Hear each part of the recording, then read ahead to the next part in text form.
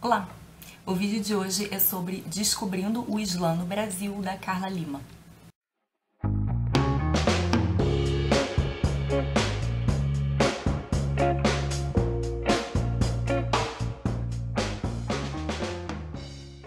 Eu recebi esse livro da própria autora. A Carla é preparadora de textos, ela é ghostwriter, tradutora, ela é uma autora independente, ela já tem alguns livros publicados e ela é formada em jornalismo. Ela, nesse livro aqui, faz uma investigação sobre a história do Islã e sobre a presença do Islã no Brasil. E é um livro que associa ensaio com jornalismo, porque ele tem uma série de entrevistas. Então, além de consultar vários livros, sites, institutos de pesquisa, a Carla entrevistou vários muçulmanos aqui do Brasil. Esses muçulmanos, ou eles podem ter sido tanto nascidos muçulmanos como convertidos ou revertidos, como os muçulmanos falam. Alguns deles são imigrantes, outros são filhos de imigrantes, outros são brasileiros mesmo. Ela entrevistou alguns sheiks, algumas pessoas que quase se converteram, então assim, é bem interessante. E dá pra gente ter assim uma noção do cotidiano dos muçulmanos aqui no Brasil.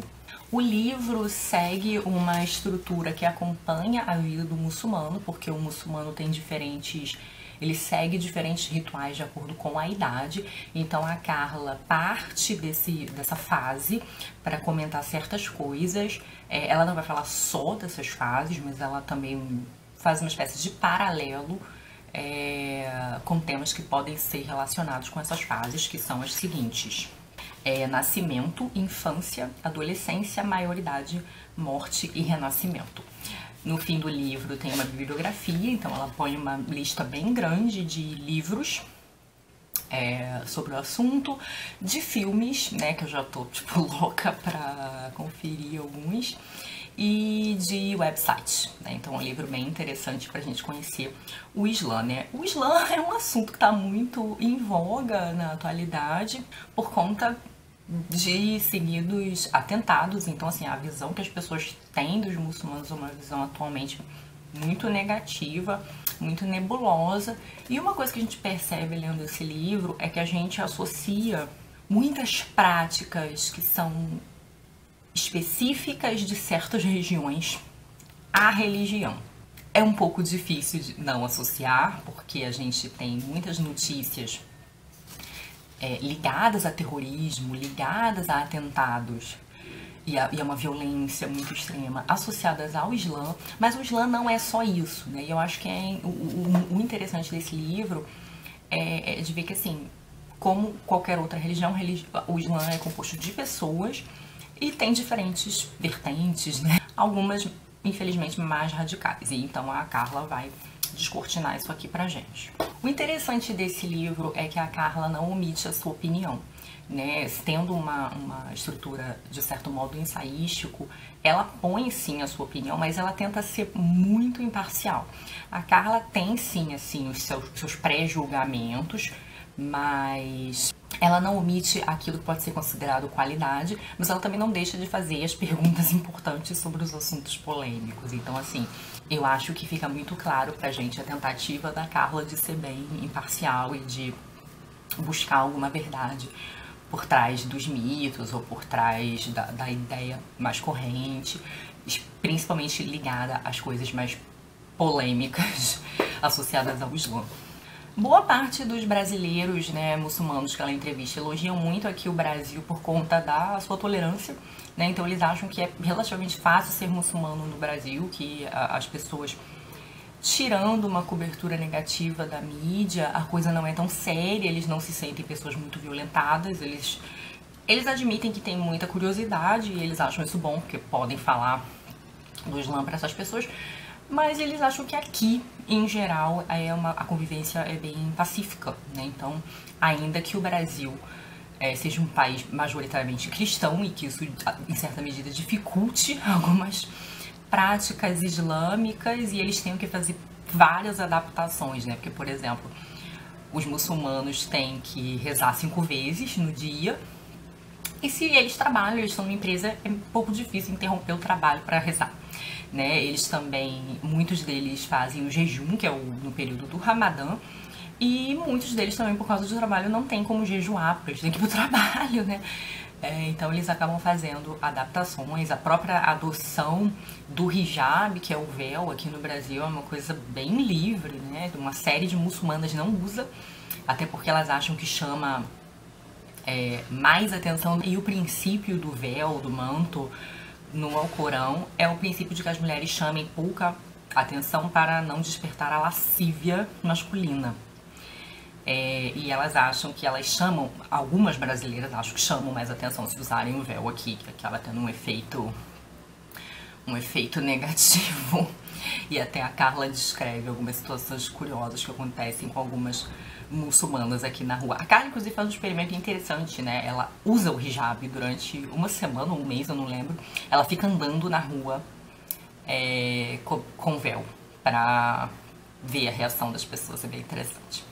Bom, esse livro serve pra gente descobrir algumas das principais coisas ligadas ao Islã. Por exemplo, que o sheik, né, que é o líder religioso deles, né, que seria o equivalente de padre na Igreja Católica, ele tem que saber o Alcorão de cor. Apenas. A gente também descobre que os muçulmanos têm que se limpar, né, se higienizar de um modo bem rigoroso e específico antes de cada oração. E que, embora a cobertura do corpo feminina seja obrigatória, a mulher não pode ser forçada a adotar o véu. Curioso isso, né? Aos muçulmanos também fica vetado o consumo de álcool, de carne de porco e empréstimos a juros. Não pode de jeito nenhum. Algumas curiosidades é que a gente associa o Islã a muita rigidez, né? A gente acha que é uma religião muito rigorosa, mas os muçulmanos podem se divorciar e eles é permitido o controle temporário de natalidade, ou seja, preservativo e pílula anticoncepcional. Ao contrário da Bíblia, que é um livro que foi escrito por pessoas e essas pessoas estavam inspiradas pelo Espírito Santo, né? Esse é o fundamento que preside a escolha dos livros bíblicos.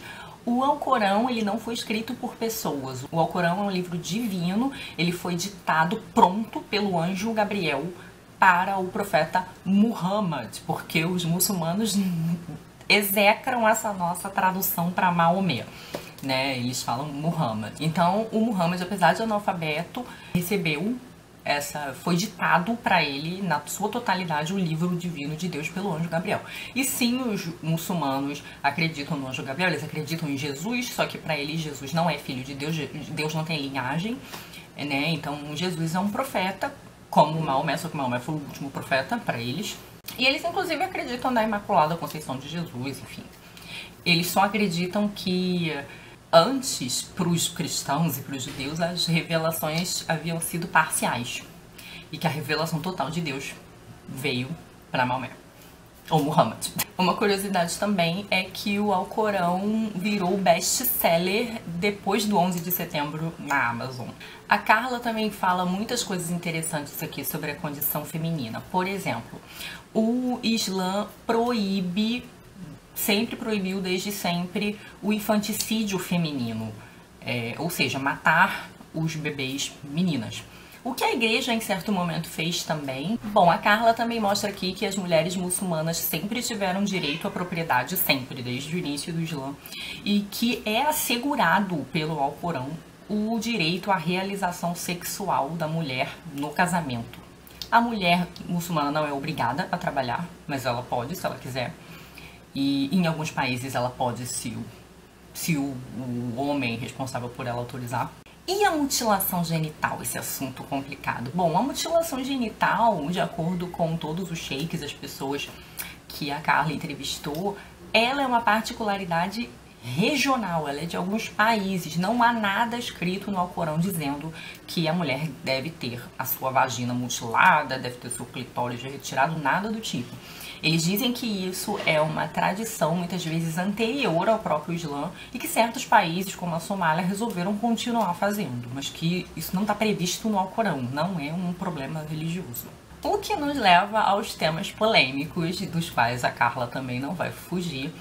Ela vai então investigar sobre, ela vai perguntar e vai ler sobre terrorismo, uso da burca, escravidão, sobre violência contra a mulher, e todos os entrevistados são unânimes em dizer que essas coisas não estão previstas no Alcorão, que isso não é um problema religioso, que isso é um problema regional, que isso são peculiaridades regionais. Inclusive a burca, que é aquela vestimenta que cobre completamente a mulher e só deixa uma redinha no olho, ela só é usada em alguns poucos países, como o Afeganistão.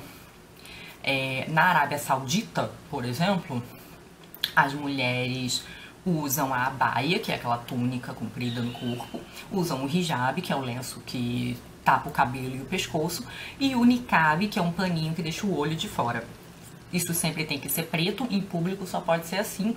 No entanto, a Arábia Saudita, que é um dos países muçulmanos mais ricos, é um dos países com o maior consumo de beleza. As mulheres são muito vaidosas e gastam fortunas com roupas de marca, produtos de beleza, cabeleireiro, ou seja, elas são super vaidosas a despeito do fato de que na rua elas têm que andar todas iguais, só com os olhos de fora. No entanto, numa série de outros países, as mulheres só precisam usar o hijab, elas podem sair de jeans e camiseta de hijab.